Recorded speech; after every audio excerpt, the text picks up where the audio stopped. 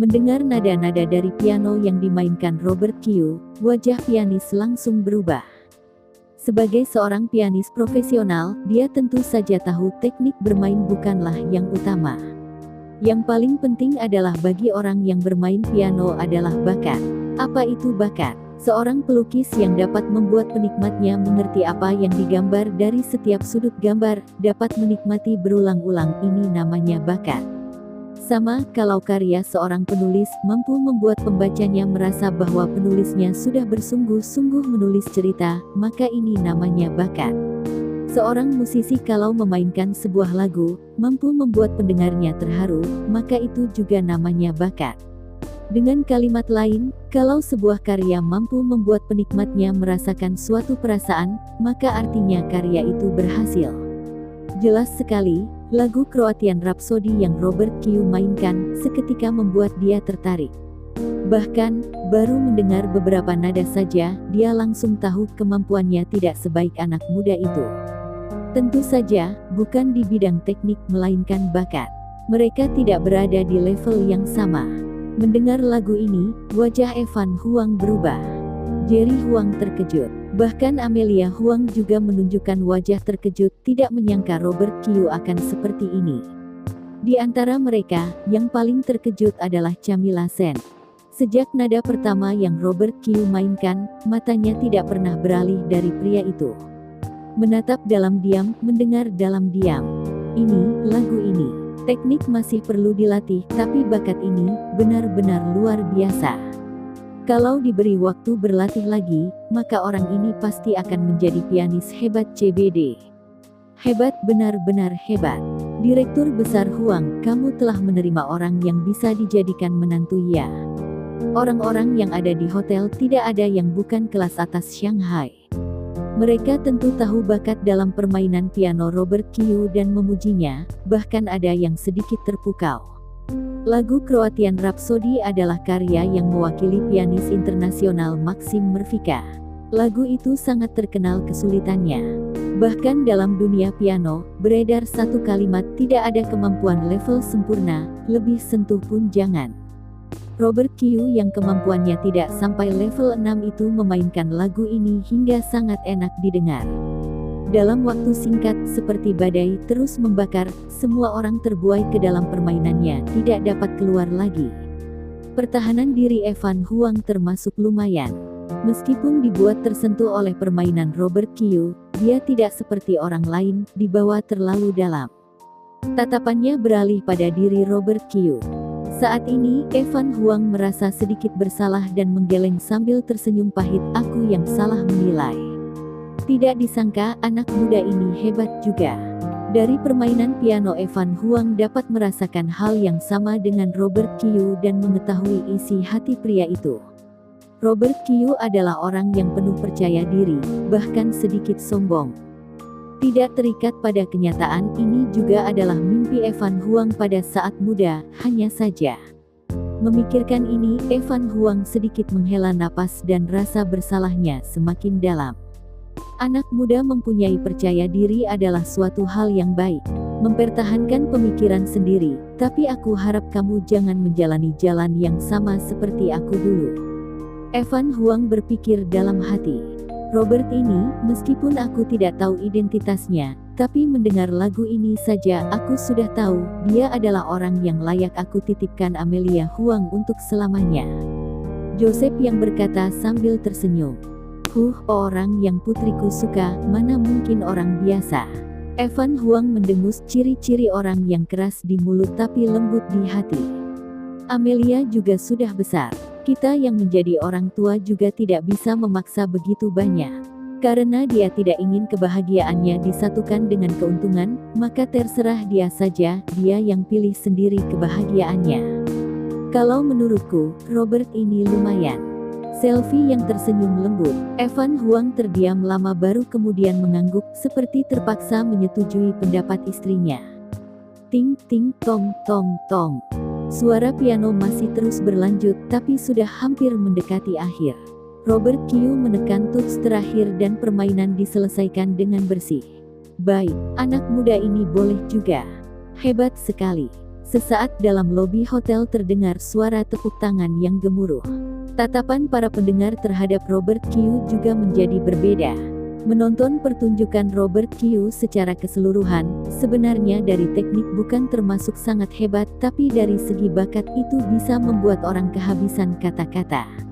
Nada tepat, ritme pas, suara piano yang dihasilkan mempunyai daya tarik, membuat telinga terbuai, membuat semua orang merasakan kenikmatan musik. Selain itu, Robert Kiyoo menyalurkan perasaannya melalui musik, membuat semua orang merasakan hal yang sama. Bahkan meskipun pianis profesional sekalipun, belum tentu bisa mencapai tahap seperti dia. Pianis yang berada di samping juga bertepuk tangan dan dari matanya memancarkan pujian, "Tuan, sudah berapa lama Tuan belajar piano?" "Sejak menyentuh piano sampai sekarang, kira-kira 3 tahun lah.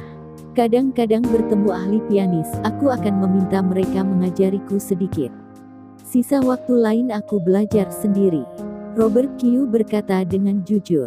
Yang Robert Kiyoo katakan adalah kebenaran.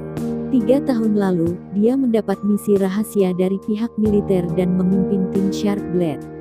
Berangkat dari kota Yanjing, mereka melakukan misi di luar negeri. Namun berita mereka akan pergi ke luar negeri bocor. Tim Sharp Blade mendapat kejaran dari banyak pihak di bawah serangan bom, bahkan Robert Kiyoo sendiri sulit untuk menyelamatkan dirinya sendiri. Selain Robert Kiyoo, tim Sharp Blade tidak ada yang selamat. Robert Kiyoo dikurung oleh kekuatan besar bernama The Origin of Everything, dan dimasukkan ke dalam laboratorium, kemudian disuntikkan virus S. Setelah itu, Robert Kiyoo mendapat kekuatan spesial dari virus S, membunuh semua orang yang ada di laboratorium, kabur, lalu pingsan di tengah padang gurun. Dia diselamatkan oleh orang yang kebetulan lewat di padang gurun untuk mencari obat-obatan. Saat ini, Robert Kiyoo menjadi seorang pembalas dendam. Selama 3 tahun ini, tidak ada saat di mana dia tidak memikirkan tentang balas dendam, ingin mengetahui siapa dalang di balik kejadian waktu itu. Tapi, balas dendam bukan hanya masalah 1-2 hari, bukan bilang balas dendam sudah bisa langsung balas dendam. Selama 3 tahun ini, tidak ada saat di mana dia tidak tersiksa. Di saat sedang menderita, dia menggunakan hal lain untuk memecahkan perhatian. Adalah 1. Bermain piano juga 1. Dia sudah lupa kapan dia pertama kali menyentuh piano. Dia hanya ingat di saat dia menekan tuts piano, kesedihan dalam hatinya seperti hilang. Kemudian, dia langsung tidak dapat mengontrol diri lagi. Banyak orang belajar piano dimulai dari kecil.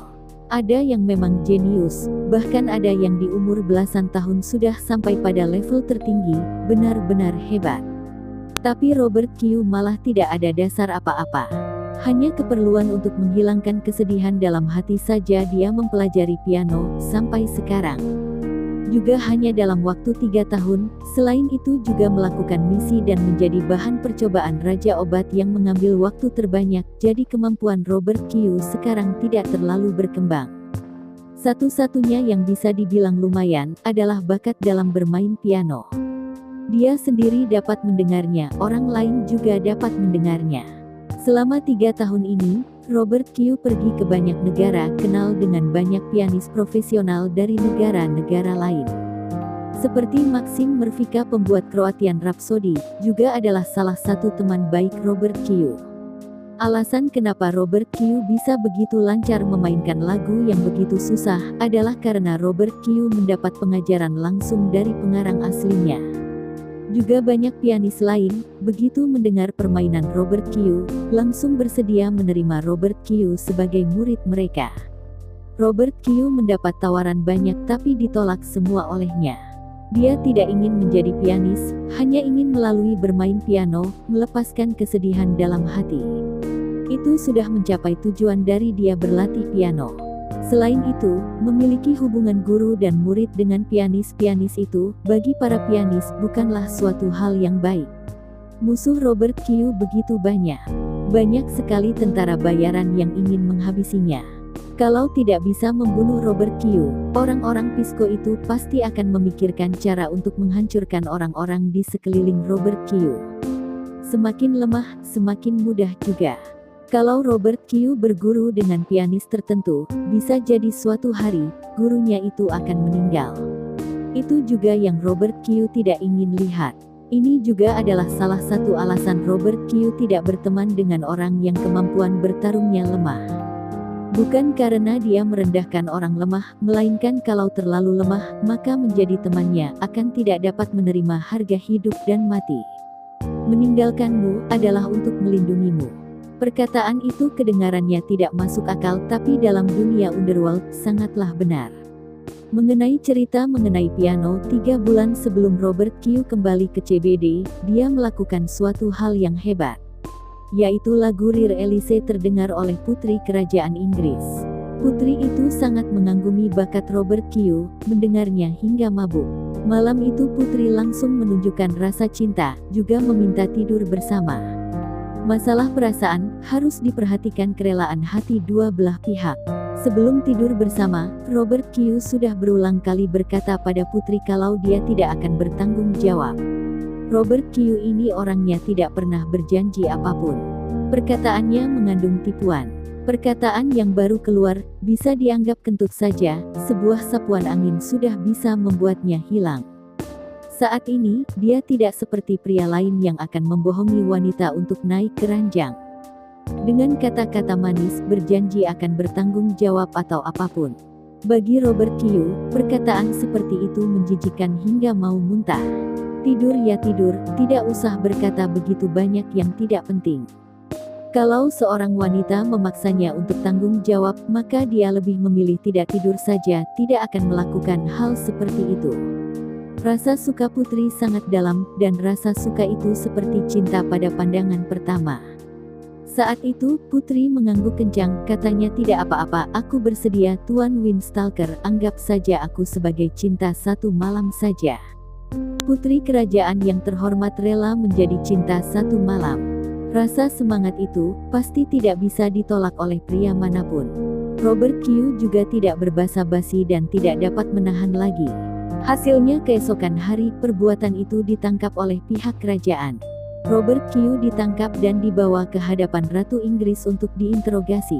Akibat masalah ini sangat parah. Ratu Inggris sangat marah dan memberikan 2 pilihan bagi Robert Kiyu.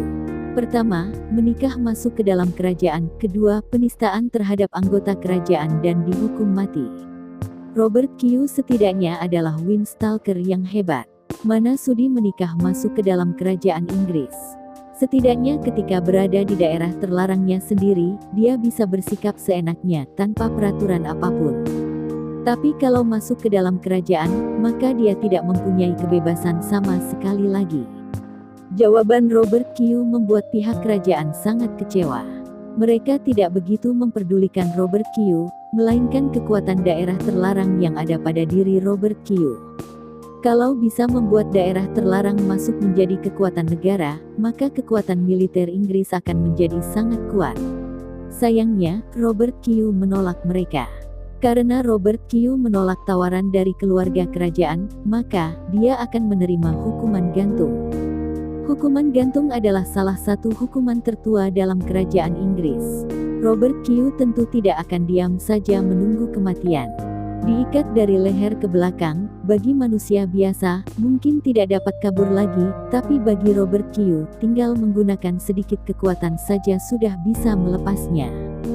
Setelah membuat pertarungan di dalam kerajaan, Robert Kiyu berhasil kabur.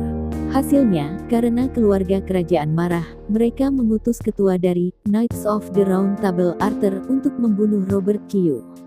Knights of the Round Table adalah pelindung dari keluarga kerajaan Inggris. Tim ini turun-temurun selama beribu-ribu tahun. Seberapa lama sejarah keluarga kerajaan, maka berapa lama juga sejarah Knights of the Round Table.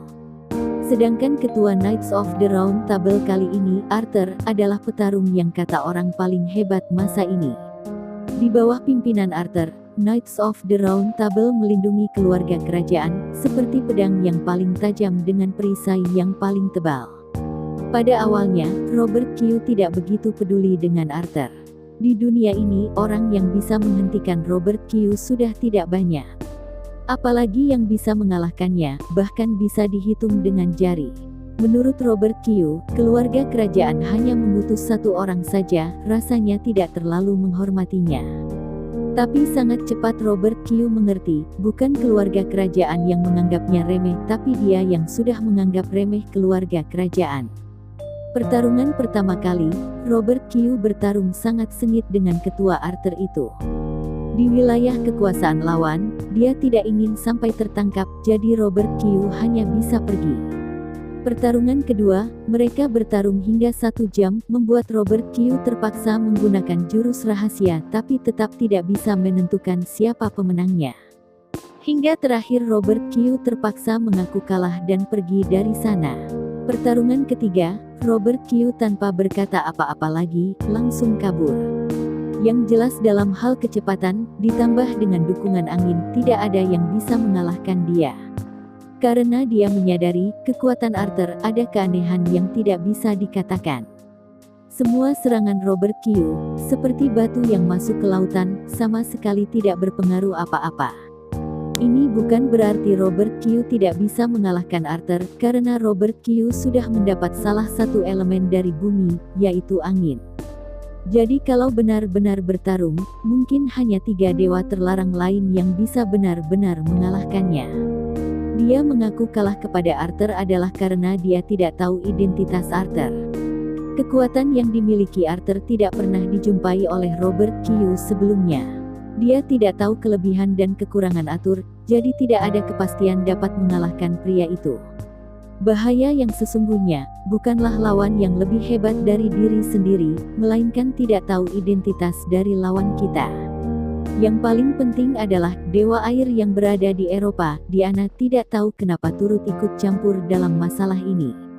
Diana langsung muncul di hadapannya, dan berkata dia seharusnya tidak boleh masuk ke dalam daerah terlarang air, dia telah melanggar kesepakatan daerah terlarang, dan mau mengusirnya keluar. Robert Q sangat marah. Bagus ya kamu Diana, kita juga setidaknya adalah orang yang berada di level yang sama. Ya sudah kalau kamu tidak menolong aku yang dikejar-kejar ini, tapi malah mendorongku pergi. Windstalker marah dan langsung kembali ke Amerika. Di daerah terlarangnya sendiri, seharusnya Arthur tidak akan berani untuk mengejar sampai ke sini kan. Namun malam itu, Arthur muncul di hadapannya. Dengan pedangnya, dia sudah akan membelah Robert Q. Kalau bukan karena reaksi Robert Q yang cepat, maka dia saat itu mungkin sudah dibelah menjadi 2. Tujuan Arthur juga sangat jelas. Dia tidak mempedulikan orang lain, hanya fokus pada Robert Q, dan harus membawa Robert Q kembali ke Inggris untuk mendapat hukuman. Pasukan binatang buas pertama-tama bengong dulu dan kemudian menjadi senang. Karena mereka bisa melihat bos besar mereka yang hebat itu dikejar begitu kasihan oleh orang. Itu adalah hal yang sangat jarang. Meskipun Robert Q selalu berada dalam keadaan dibunuh, tapi anggota pasukan binatang buas adalah orang-orang yang paling mengenal Robert Q. Mereka tahu Robert Q tidak menggunakan kemampuan sesungguhnya, bahkan jurus rahasia pun masih banyak yang belum digunakan, jadi pasti sedang bermain saja. Karena itu, tidak ada yang mengurus masalah itu.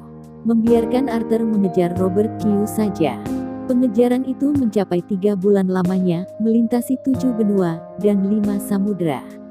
Keseriusan Arthur terhadap masalah ini, jauh melebihi perkiraan Robert Q. Kemanapun dia pergi, di mana juga Arthur muncul. Yang layak diungkit adalah Arthur adalah orang yang sangat mempunyai jiwa seorang pria sejati. Di saat Robert Q melaksanakan misi, Arthur tidak akan mengganggu. Setelah pekerjaan Robert Q selesai, Arthur akan muncul dan mau menangkapnya kembali ke Inggris.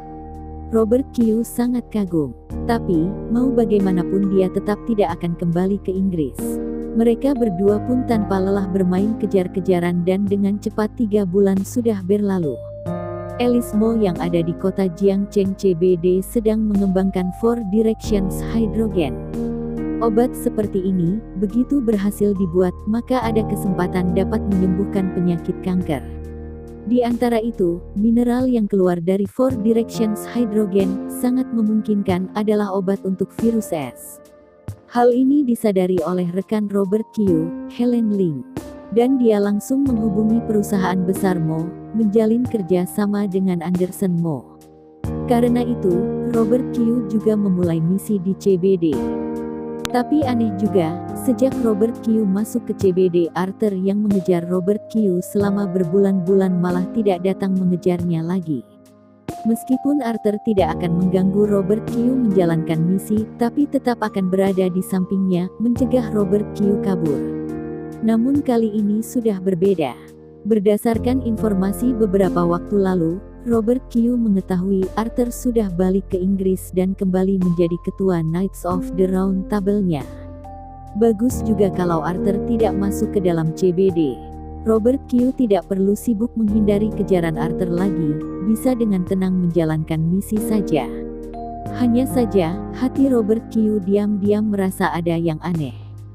Rasanya Arthur belum menyerah, melainkan tidak berani masuk ke CBD. Atau mungkin hanya perasaannya saja, pikir Robert Kyu. Setelah kembali ke dalam negeri, Robert Kyu tidak pernah menyentuh piano lagi. Benda itu terlalu mengerikan. Dalam 3 bulan terakhir, dikejar tanpa henti oleh Arthur, dan buruknya semua berasal dari piano. Hingga malam ini, karena terpaksa, dia baru melanggar prinsipnya 1 kali. 3 tahun. Kamu hanya belajar selama 3 tahun. Pianis terkejut dan membuat Robert Kyu kembali pada kenyataan. Robert Kyu melihat wajah pianis yang tidak percaya dan memandangnya seperti melihat hantu saja. Iya, Robert Kyu mengangguk. Tuan, apa kamu mau berkembang di dunia piano? Aku kenal banyak pianis terkenal dalam negeri. Mereka pasti bersedia menerimamu menjadi murid mereka, pianis berkata dengan semangat. Bisa menemukan seorang jenius di bidang piano, benar-benar merupakan kebanggaannya. Tidak usah. Melatih sampai tahap ini, sudah cukup. Robert Kyu menggelengkan kepala. Tuan, kamu mungkin mendapat pengajaran dari beberapa guru, tapi kemampuan mereka terbatas. Aku mengenal beberapa pianis hebat yang semuanya sangat terkenal dalam negeri. Kalau kamu mendengar nama mereka, kamu pasti akan terkejut. Melihat Robert Kyu mau pergi, pianis baru merasa menyayangi suatu bakat tidak rela melewatkan. Kebetulan, yang mengajariku kebetulan juga adalah pianis terkenal. Kamu adalah pianis profesional, seharusnya pernah mendengar nama mereka. Robert Kyu berkata sambil tersenyum. Oh, coba katakan padaku, sang pianis menunjukkan wajah tertarik. Vladimir Horowitz, Martha Argerich, Denis Matsuev, juga Richard Clayderman. Robert Kyu mengatakan serentetan nama orang luar negeri. Pianis seketika terkejut. Kalau tidak kenal dengan dunia piano, maka tidak akan kenal dengan nama-nama itu.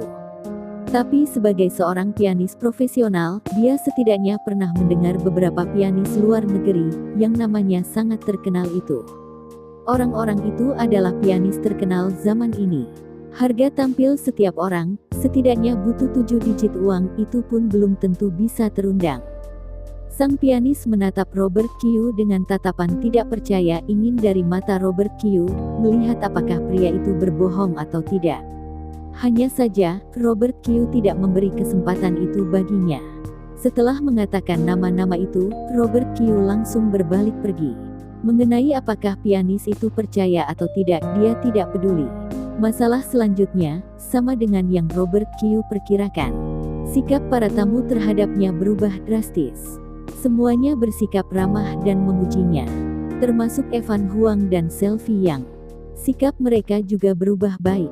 Bahkan Evan Huang membawa segelas anggur merah dan berinisiatif untuk bersulang dengan Robert Kyu. Melihat hal itu, Amelia Huang tentu merasa senang. Dia menyuruh Robert Kyu untuk menjadi pacar pura-puranya, adalah untuk membohongi orang tuanya. Setelah pesta selesai, Amelia Huang dan Robert Kyu bertemu secara pribadi. Hari ini performamu bagus juga. Amelia Huang berkata dengan senang. Tentu saja, kamu juga tidak lihat siapa aku ini. Asalkan aku maju, maka tidak ada hal yang tidak bisa aku selesaikan. Robert Kyu sekali lagi menyombongkan diri seperti biasanya. Bagaimana kalau kita pacaran beneran saja? Amelia Huang berkata dengan penuh godaan. Robert Kyu terkejut hingga mundur 1 langkah ke belakang. Apa? Kamu ingin aku mengambil keuntungan darimu? Amelia Huang berkata dengan marah, "Kamu ini sungguh percaya diri, dasar tidak tahu malu." Setelah berhenti sebentar, Amelia Huang lanjut berkata, "Yang aku katakan ini benar. Kamu tidak mau mempertimbangkan sebentar. Kamu juga bukannya tidak tahu pacarku adalah Alice." Robert Kyu memutar bola mata dan menjawab, "Asalkan berusaha, maka mana ada dinding yang tidak bisa diterobos. Aku tidak percaya Alice itu lebih cantik dariku, lebih menarik dariku." Amelia Huang berkata dengan tidak terima. Setelah melihat lingkar dada wanita itu yang besar, Robert Kyu diam-diam menelan air liur. "Jujur saja, kalian berdua adalah wanita cantik yang berada di level sama, aura dan karisma berbeda, tapi dari sudut pandang pribadi aku lebih suka yang seperti kamu ini. Tapi, Alice sedang memproduksi satu produk di seluruh CBD, hanya dia saja yang punya. Aku sangat memerlukan barang itu, jadi aku hanya bisa tetap berada di sampingnya." Berkata sampai sana, nada Robert Kyu semakin berat. Amelia Huang menunjukkan wajah serius dan tidak lanjut bertanya lagi. "Oh iya, orang tuamu mungkin akan sangat cepat mengetahui identitasku. Begitu mengecek sedikit saja, mereka akan tahu kamu sedang memeriksa mereka. Sampai nanti, mau bagaimana kamu menyelesaikannya?" Robert Kyu bertanya tanpa bisa ditahan. "Aku hanya ingin menunjukkan saja pada ayah dan ibuku, jangan memaksaku untuk menikah terus." Amelia Huang menjelaskan, "Kalau begitu keberlanjutan kerja sama dengan perusahaan besar Mo?" Robert Kyu bertanya mencari tahu. "Yang paling dia pedulikan adalah ini." Amelia Huang menjawab dengan ringan, "Tenang saja, hal yang sudah kujanjikan denganmu pasti akan kulakukan. Aku adalah direktur perusahaan, mempunyai hak untuk melakukan kerja sama. Besok kamu datang saja ke perusahaan, aku akan mengurus kontrak dengan baik. Mengenai tekanan dari perusahaan, aku akan memikirkan caranya. Yang jelas begitu kontrak ditandatangan, kecuali kalau perusahaan memutuskan untuk memecat aku dari posisi direktur, maka selama aku ada kontrak bersama perusahaan kalian tidak akan diputuskan secara sepihak." "Baiklah kalau begitu." Robert Kyu mengangguk. Dengan begitu, dia tidak perlu menggunakan koneksi orang dalam lagi. Setelah berjanji untuk bertemu besok, Robert Kyu melambaikan tangan lalu meninggalkan rumah keluarga Huang. Melihat Robert Kyu pergi, Amelia Huang menggigit bibir dan berkata kepada dirinya sendiri, benar-benar pria yang hanya mempunyai keuntungan di matanya. Hari kedua perusahaan farmasi Huang. Di ruang rapat yang terletak paling atas, Robert Kyu, Alice Mo, dan Megan Jiang datang ke sana.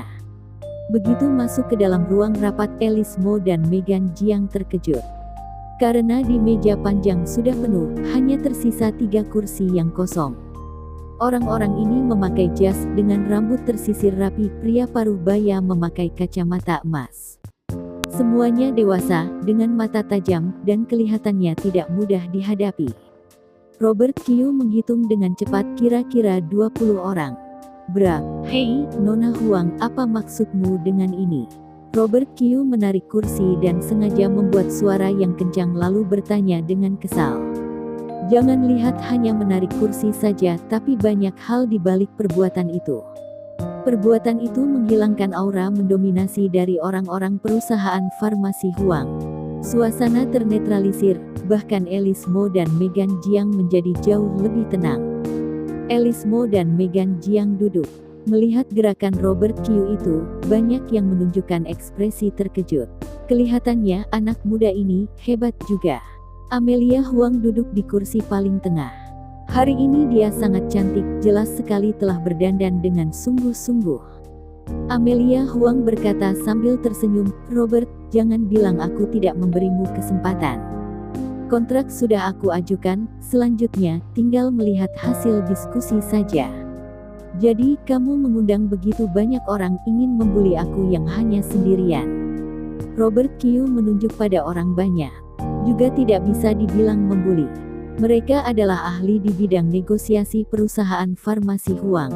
Karena mau menandatangani kontrak, maka pasti harus mengambil keuntungan terbesar bagi pihakku, benar bukan? Amelia Huang berkata antara tersenyum dan tidak. "Benar." Robert Kyu mengangguk. "Sama. Kamu juga bisa mengambil keuntungan terbesar bagi perusahaan besar Mo kalau lidahmu pandai bicara. Amelia Huang tersenyum. Mendengar penjelasan Amelia Huang, Alice Mo diam-diam mengepalkan tangan. Dia menyesal sekali tidak membawa ahli negosiasi juga. Kalau tidak, maka keadaan sekarang tidak akan seperti ini. Dia adalah peneliti, Megan Jiang adalah bos dari toko obat, sedangkan Robert Kyu adalah direktur bagian dari bagian keuangan. Mereka bertiga tidak ada yang jago dalam bidang negosiasi. Berhadapan dengan 20 orang ahli negosiasi, maka mereka pasti akan kalah. Di saat Alice Mo sedang cemas, tiba-tiba dia merasa tangan Robert Kyu yang terletak di bawah meja menggenggam tangannya dan berkata dengan suara rendah, "Tenang, serahkan padaku." Amelia Huang yang duduk di seberang menyadari gerakan mereka dan langsung tidak senang. Amelia Huang berpesan pada ahli negosiasi yang duduk di sebelahnya, "Jangan lengah, harus mengambil keuntungan terbesar bagi perusahaan." "Baik, tenang saja Direktur Huang." Para ahli negosiasi sangat percaya diri. Dengan segera, negosiasi sudah akan dimulai.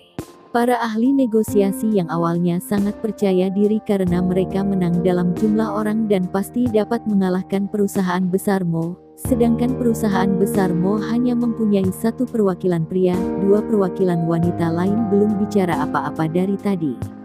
Dua bus mulut kalau tidak bisa memenangkan satu mulut maka memalukan sekali. Tapi dengan cepat, para ahli negosiasi menyadari anak muda di hadapan mereka itu mempunyai teknik debat yang beragam, dapat membalikkan perkataan orang, membuat orang tidak bisa berkata apa-apa, merona dan merasa malu. Dalam negosiasi yang panjangnya mencapai 3 jam, selalu Robert Kyu yang memimpin di depan. 20 orang ahli negosiasi hanya bisa terbawa oleh permainan kata Robert Kyu. Mau Robert Kyu berkata apa, mereka hanya ada bagian untuk mendengarkan. Pada akhirnya, Robert Kyu menang dan berhasil mendapatkan kontrak yang keuntungannya lebih banyak 10% dari kontrak sebelumnya. Sedangkan para ahli negosiasi perusahaan farmasi Huang kalah telak. Kedepannya aku tidak mau lagi membicarakan kerjasama dengan orang itu. Iya, benar-benar mengerikan. Saat aku muda, aku bahkan tidak sepandai bicara dia. Hebat, hebat. Para ahli negosiasi memuji dan pergi dari ruang rapat. Alice Mo dan Megan Jiang senang. Kenapa mereka dulu tidak sadar kalau Robert Kyu sangat hebat? Bukan hanya bisa bertarung, tapi juga pandai bicara. Dalam negosiasi tadi membuat 20 ahli sampai kehabisan kata-kata. Jujur saja, sangat keren. Kamu benar-benar pandai bicara. Amelia Huang berkata, "Kontrak sudah aku diskusikan. Kamu jangan tiba-tiba berganti pikiran ya." Robert Kyu berkata sambil membelalakan mata. "Tenang saja, aku akan menepati apa yang sudah aku katakan. Kontrak akan aku bahas sesuai yang didiskusikan hari ini. Sampai nanti kamu bisa mengeceknya sekali lagi," kata Amelia Huang. "Kapan tanda tangannya?" tanya Robert Kyu. "Kira-kira 1 minggu lagi kali," pikir Amelia Huang lalu menjawab. "Baik, kalau begitu kami tunggu kedatanganmu ke kota Jiangcheng." Robert Kyu berkata sambil tersenyum. Amelia Huang tersenyum tanpa sadar, "Bukankah kalian masih mau pergi ke Jepang dan Korea? Apa bisa diselesaikan dalam waktu 1 minggu? Aku pergi ke kota Jiangcheng nanti, mungkin kalian juga tidak ada." Mendengar itu, pandangan Alice Mo menjadi suram. Sebelum berangkat, yang dia kira mudah ditangani, perusahaan farmasi Huang malah harus menggunakan usaha sebesar ini. Dia tidak berani memikirkan di negara lain yang tanpa bantuan siapapun, bisa melanjutkan kerja sama dengan perusahaan lain. Pasti akan sangat sulit. Untuk itu kamu tidak perlu khawatir. Robert Kyu melihat Alice Mo yang sedang cemas lalu berkata pada Amelia Huang. Setelah kembali ke hotel, Alice Mo mulai membereskan koper dan bersiap untuk pergi ke Korea yang lebih dekat. "Robert, di mana paspor dan visamu?" tanya Alice Mo. "Untuk apa barang-barang itu?" Robert Kyu yang juga sedang membereskan koper balik bertanya. "Bisa untuk apa lagi? Tentu saja untuk keluar negeri." Alice Mo menjawab dengan kesal. "Untuk apa keluar negeri?" Robert Kyu berkata dengan ekspresi bingung. Alice Mo dibuat kesal hingga tersenyum. "Apa kamu lupa tujuan kita besok? Kalau kamu tidak keluar negeri, untuk apa beres-beres koper? Aku membereskan koper karena aku mau pulang ke kota Jiangcheng. Ada apa? Apa kalian berdua tidak balik? Tanya Robert Kyu bingung. Keanehan Robert Kyu membuat Alice Mo dan Megan Jiang bingung. Megan Jiang mengingatkan, Robert, apa kamu sudah lupa? Tujuan pergi kita bertiga. Sekarang baru tempat pertama. Selanjutnya, masih harus pergi ke Jepang dan Korea. Oh, hampir saja lupa memberitahu kalian. Kita tidak usah pergi ke Jepang dan Korea lagi. Robert Kyu berkata dengan ringan. Kenapa? Dua wanita itu menunjukkan ekspresi bingung. Robert Kyu tersenyum sambil berkata, alasannya sangat mudah. Industri farmasi Hiragawa yang ada di Jepang, industri farmasi Maxell yang ada di Korea, semuanya sudah kubereskan. Sekarang, hanya membutuhkan 2 telepon dariku, 2 perusahaan itu akan langsung mengirimkan perwakilan mereka dan meneruskan kerjasama dengan kita. Selain itu, juga kontrak yang paling tinggi dan yang paling benar. Beneran, 2 wanita itu tidak percaya. Kapan aku pernah membohongi kalian? Robert Kyu mengangkat bahu. 2 wanita itu saling memandang. Memikirkan prestasi Robert Kyu sebelum-sebelumnya, mereka akhirnya percaya untuk sementara waktu. Yang Robert Kyu katakan seharusnya benar.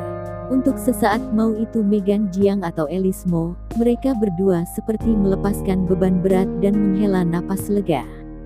Kenapa kamu tidak berkata dari tadi?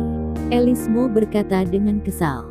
Kalau memberitahu kalian dari tadi pasti tidak bisa membohongi mereka. Sekarang sudah tiba waktunya.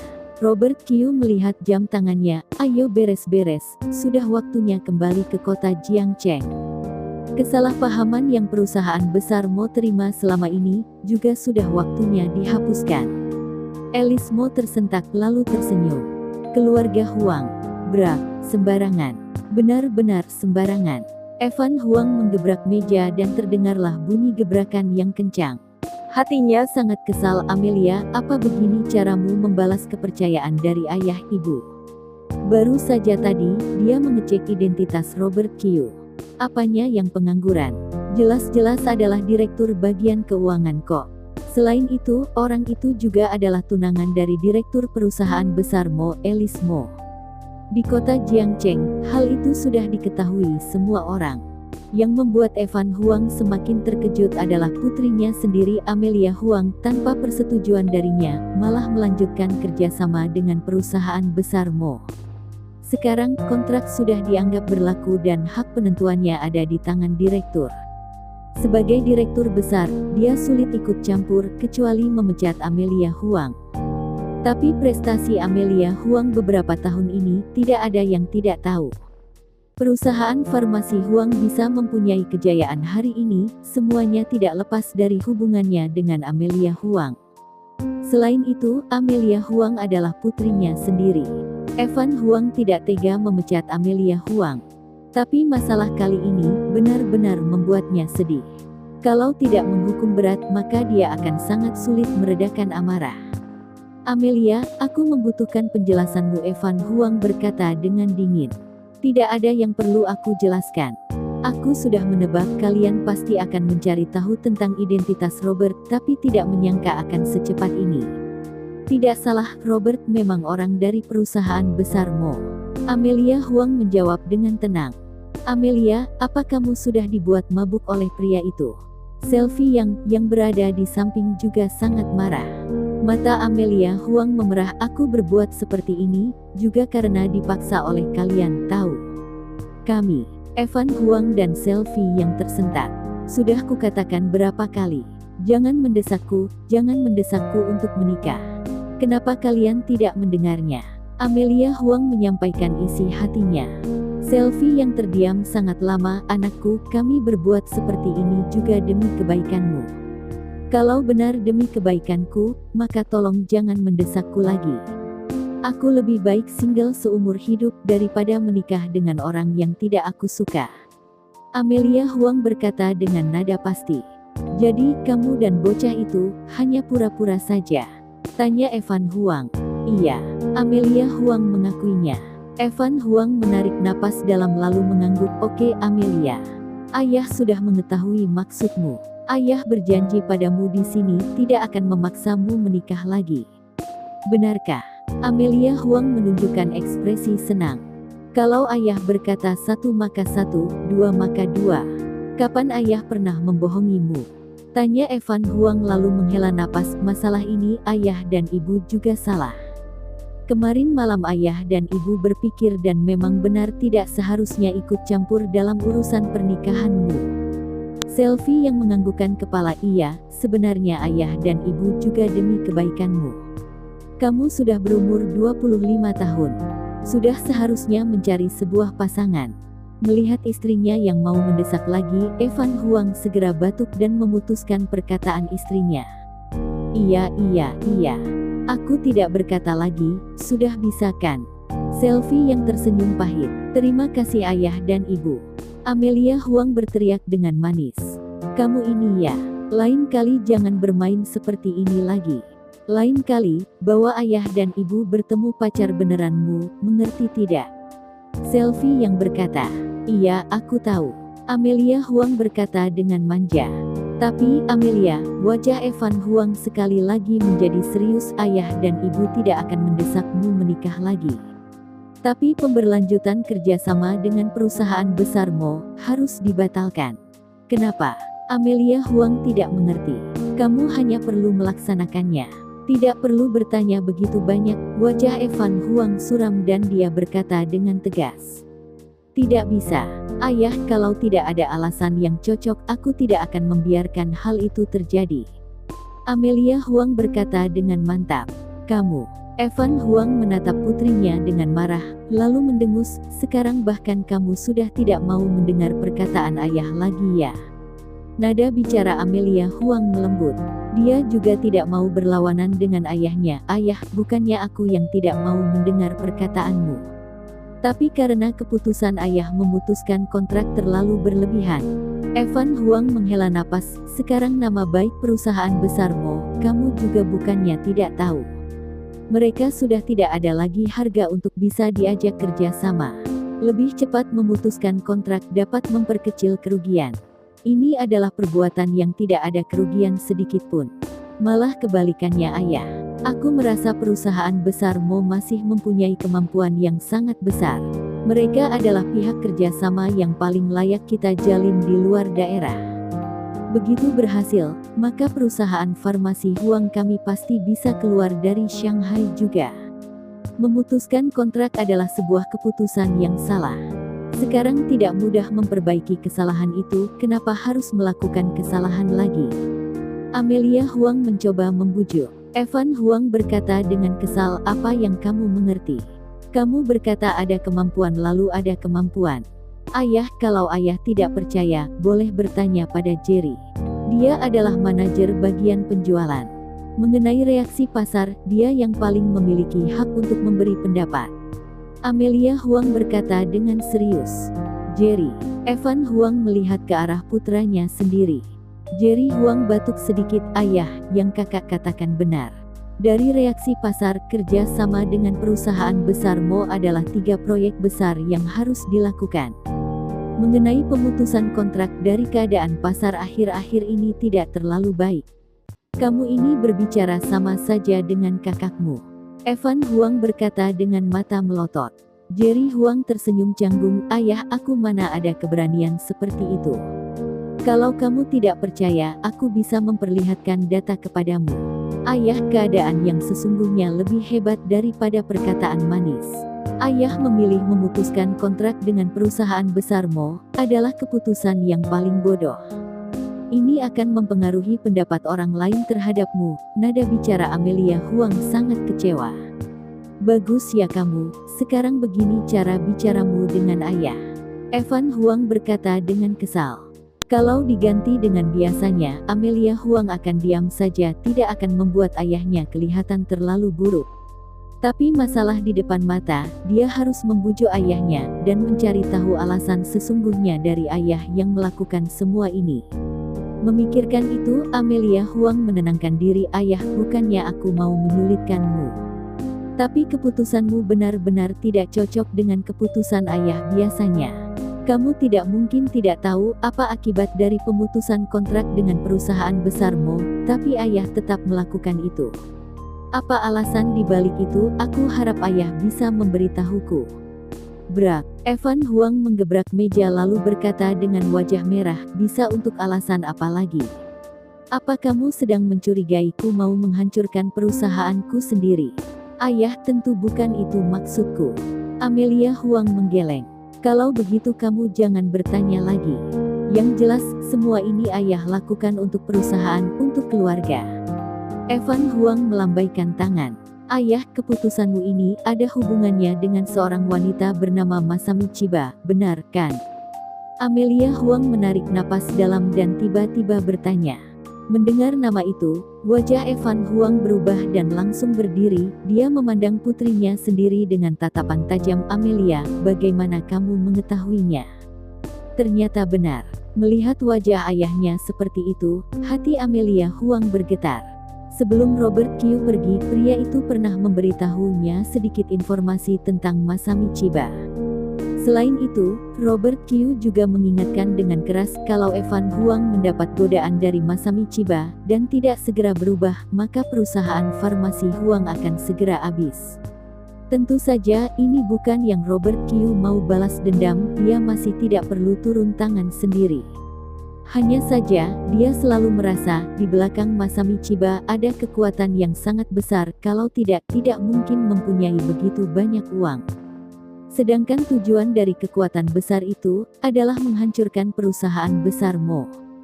Four Directions Hydrogen yang Alice Mo teliti akan segera masuk ke tahap akhir pengecekan. Meskipun khasiat obat itu belum pasti, tapi begitu berhasil diteliti, maka akan membuat kegemparan besar bagi dunia kedokteran. Terutama mineral yang terdapat dalam Four Directions Hydrogen, sangat memungkinkan dapat menetralisir virus S dalam tubuh Robert Kyu. Membuat bangkrut perusahaan besar Mo, membuat penelitian Alice Mo tidak bisa berlanjut lagi, dalam arti tertentu, dapat menghambat perkembangan kedokteran. Tidak ada obat penawar, maka Robert Kyu akan mati. Itu bukanlah bercandaan. Meskipun di bawah usaha Helen Ling dan Raja Obat, virus S dapat dicegah penyebarannya, tapi tetap tidak dapat menyembuhkan. Kalau virus S tidak dibersihkan, maka akan ada bahaya besar. Begitu virus itu masuk ke otak, maka Robert Kyu akan mati. Kalau Robert Kyu mati, maka akibatnya adalah tidak ada yang berada di posisi Windstalker. Maka sangat cepat akan direbut oleh kekuatan besar lain. Mungkin Alice Mo tidak tahu, tanpa sadar perusahaan besar Mo yang tidak terlalu besar ini telah menjadi tali yang merekatkan pola dunia. Robert Kyu menebak kekuatan di belakang Masami Chiba adalah demi alasan ini, baru membuat drama seperti ini. Agar perusahaan besar Mo masuk ke dalam bahaya. Mau membunuhku. Robert Kyu tanpa sadar tertawa dingin. Kekuatan besar di belakang Masami Chiba, Robert Kyu masih belum tahu siapa orangnya.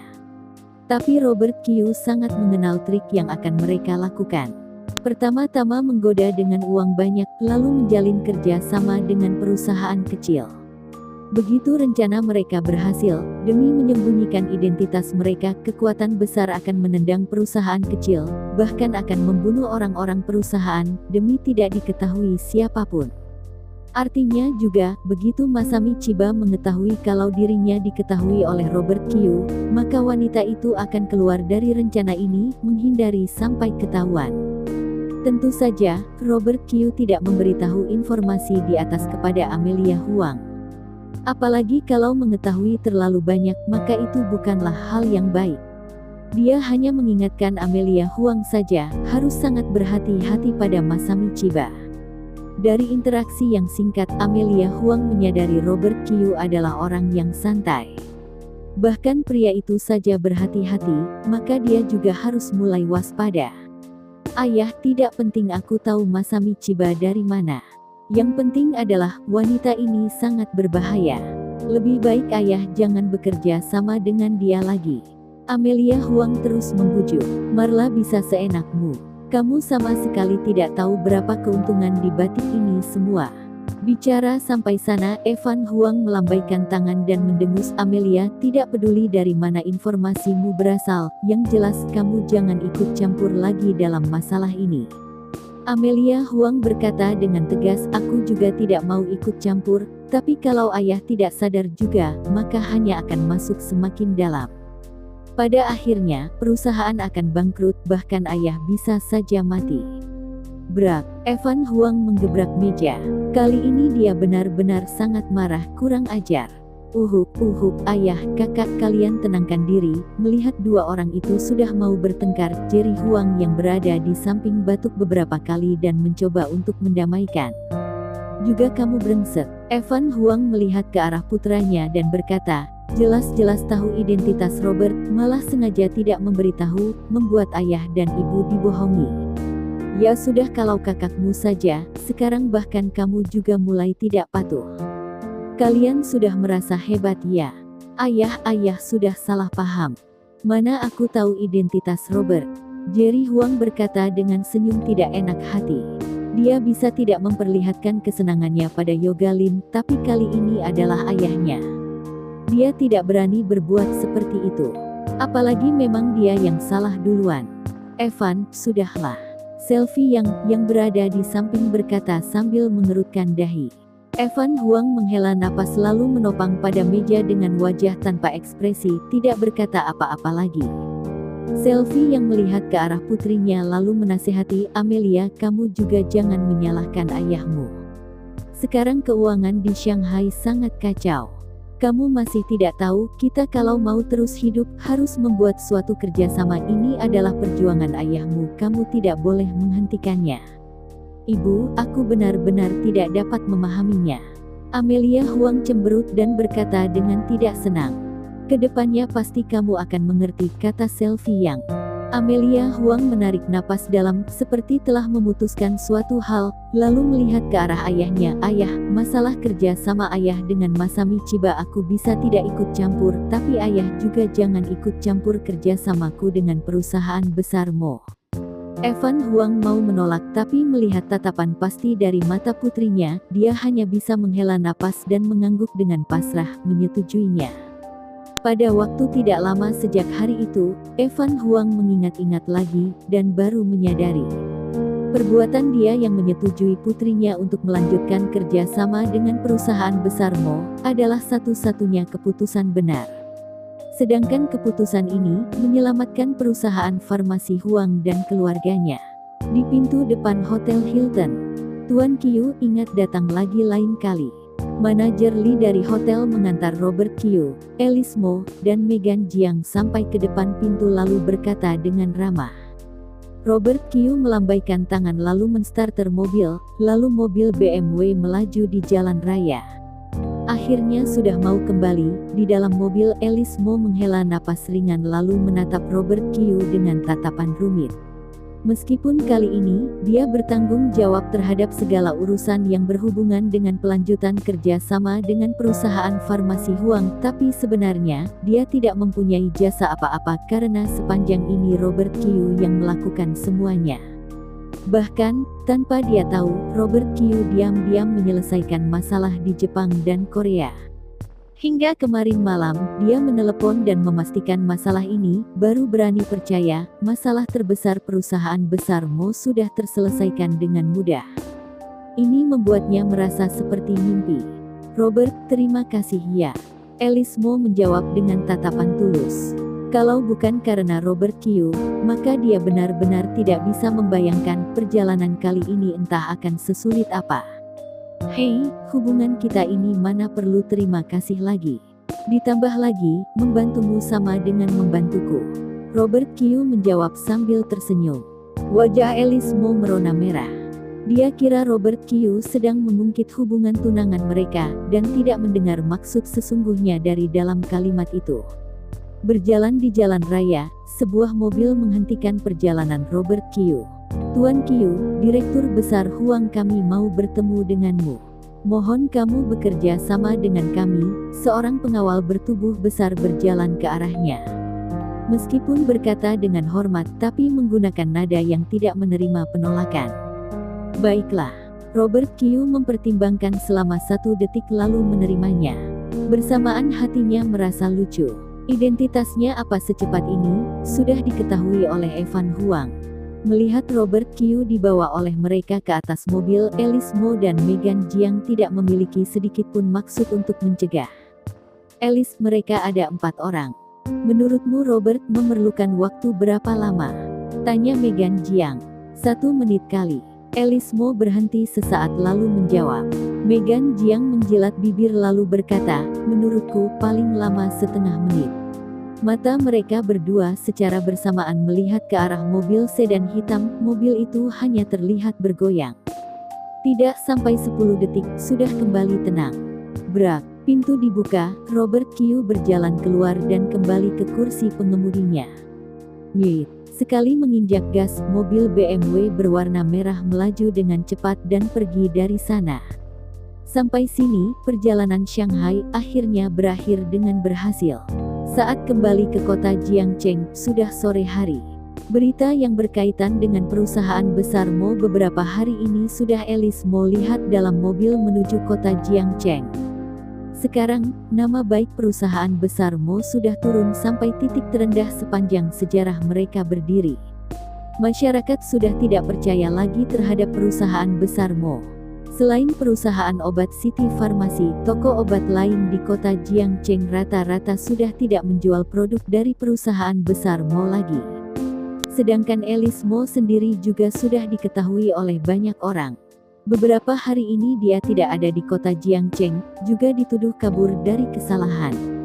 Alice Mo sudah mau dibuat kesal oleh orang-orang itu. Karena gosip orang-orang terlalu negatif, Alice Mo hanya bisa bergerak dengan diam-diam. Mobil BMW berhenti di depan pintu perusahaan. Alice Mo meminjam baju luaran Robert Kyu untuk menutupi kepala, hanya terlihat sepasang mata dan masuk dengan diam-diam, seperti seorang pencuri yang masuk ke dalam perusahaan besar Mo. Nona besar, kakak ipar, Nona sudah pulang. Para satpam terus menyapa. Sud. Alice Mo segera menunjukkan tanda diam, memberi tanda kepada para satpam agar jangan bicara lagi, lalu melihat ke kanan dan kiri. Setelah melihat tidak ada orang, dia segera menarik lengan Robert Kyu dan masuk ke dalam perusahaan. Para pengawal bengong pada awalnya lalu menunjukkan ekspresi kasihan. Nona besar benar-benar tidak mudah. Iya, media yang tidak ada hati nurani itu, sengaja menyakiti Nona besar, cepat atau lambat pasti akan terkena azabnya. Nona besar adalah orang paling baik yang pernah aku temui. Para satpam memuji. Kantor Direktur Besar, Anderson Mo sedang mengurusi dokumen. Akhir-akhir ini dia sangat sibuk, selain masalah menumpuk yang harus diurus, gosip-gosip di luar sana, bersamaan di saat dia merasa kelelahan, dia juga harus menenangkan perasaan para karyawan. Robert Kyu dan Alice Mo sudah berangkat beberapa hari. Berdasarkan rencana, saat ini seharusnya sudah berhasil dibicarakan. Hanya saja, Anderson Mo yang sudah mempunyai banyak pengalaman mengetahui bahaya yang dialami perusahaan besar Mo kali ini takutnya tidak semudah kelihatannya. Kalau didiskusikan saja sudah bisa melanjutkan kontrak, untuk apa perusahaan farmasi Huang memutuskan kontrak secara paksa. Karena itu, Anderson Mo tidak menaruh harapan besar dalam rencana ini. Namun, ada Robert Kyu, Anderson Mo mempunyai semacam perasaan tenang. Dia juga tidak tahu dari mana asalnya, mungkin karena prestasi-prestasi yang Robert Kyu bahas sebelumnya, setidaknya mampu membuat dia merasa tenang. Pria itu, seharusnya tidak akan membuatnya kecewa. Anderson Mo berpikir dalam hati. Tapi, meski yakin pada Robert Kyu, perusahaan besar Mo bangkrut sudah menjadi suatu kepastian. Anderson Mo mengetahui keadaan sekarang ini dan karena itu menjadi sangat cemas. Kretak. Di saat Anderson Mo merasa sangat pusing, pintu kantor terbuka dan sosok yang familiar masuk. Anderson Mo menunjukkan ekspresi bingung, karena orang yang masuk berpenampilan aneh. Di kepala orang itu ada baju luaran berwarna abu-abu. Kecuali mata orang itu, Anderson Mo tidak melihat apa-apa, semuanya tertutupi oleh baju luaran. Siapa kamu? Anderson Mo bertanya sambil mengerutkan dahi.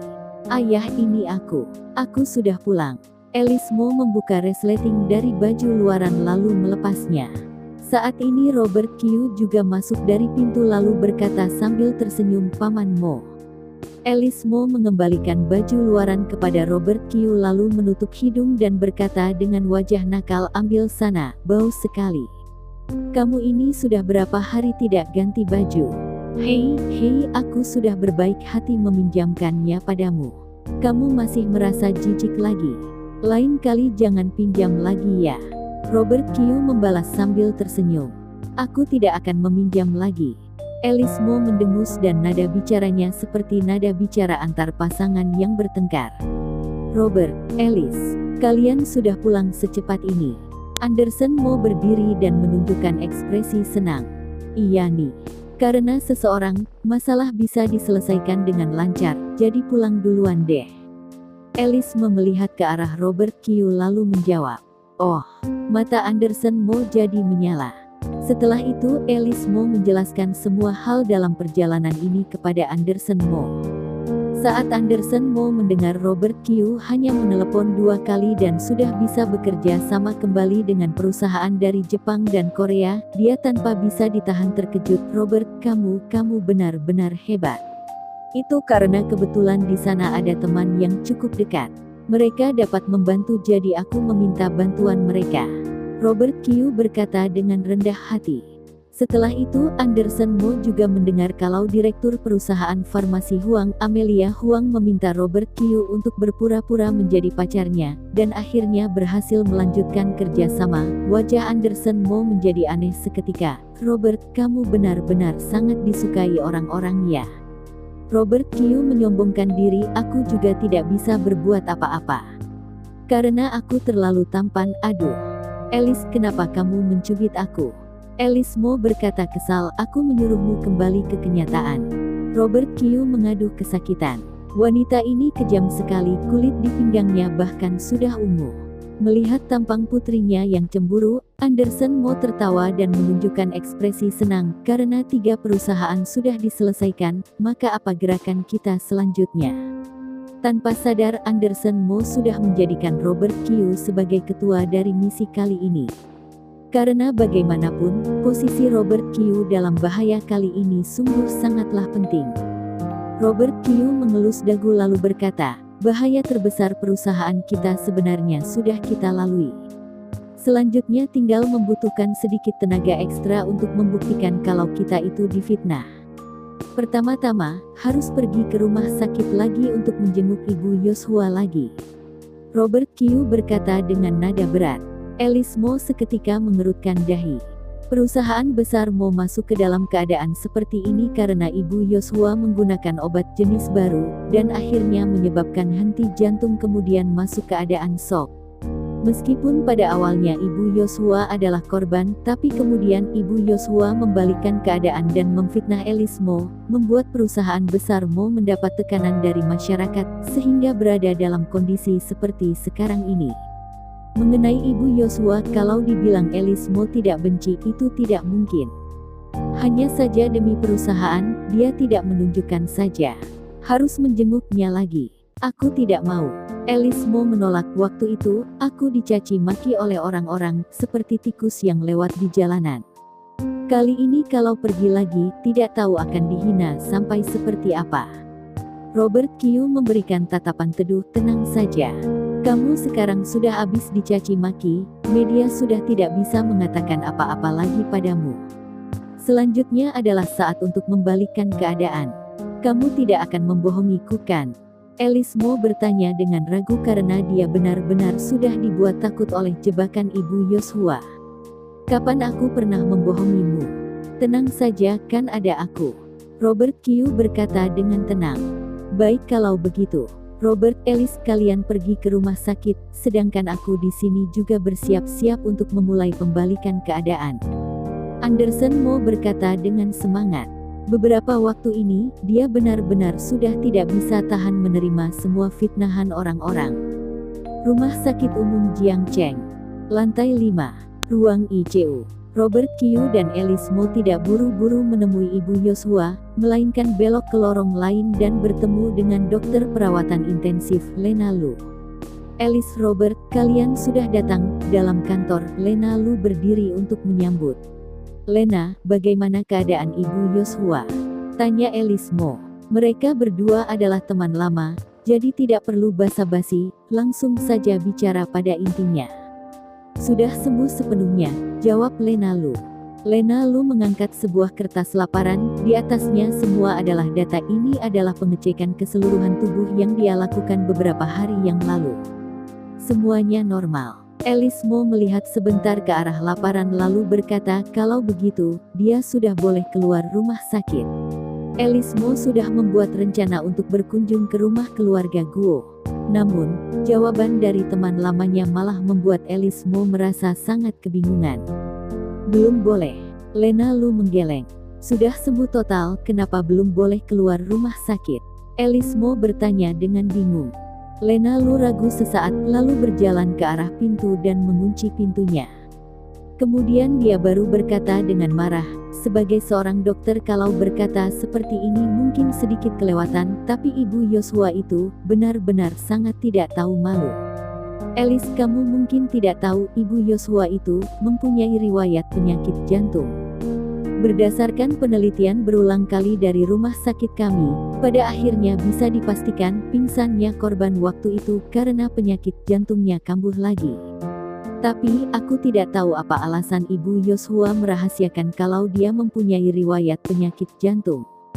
Kalau bukan rumah sakit kami yang melakukan pengecekan mendalam, mungkin sampai sekarang aku masih belum mengetahuinya.